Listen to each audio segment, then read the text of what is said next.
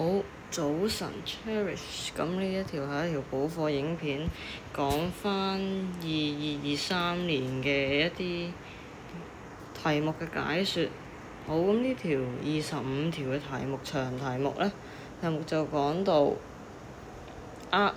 ACB 呢，佢個 centre 係 O 啦，咁 AOB 90度，AB 1.2米，係啦。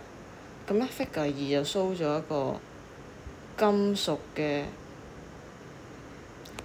物件啦，咁有一個 cross section 即係橫切面啦，就係 Figure 1咁嘅樣。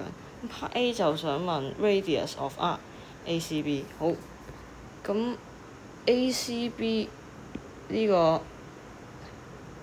圖形咧，佢係以O 作為圓心嘅一個圓形嘅一部分啦。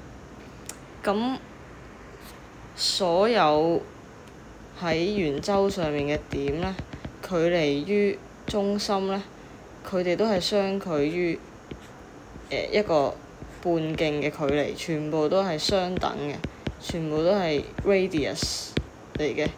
所以咧，我哋就知道咧 AO 同 AB 咧嘅距離係相等㗎。咁所以咧，第一條題目我哋知道埋直角三角形嘅特性，我哋可以用 Pythagoras theorem， 所以咧即係 AO 嘅意思。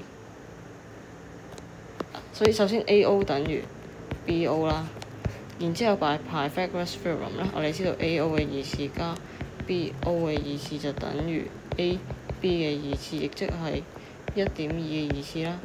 咁呢度即係兩個 AO 嘅意思就等於1.2嘅二次啊。咁之後我哋計翻答案咧，就可以揾得到 AO 咧就係等於1.2嘅二次除2啦，然之後開方，係啦。咁撳計數機咧就出到答案㗎。然之後咧，我哋 correct to 3 significant figure 就可以啦。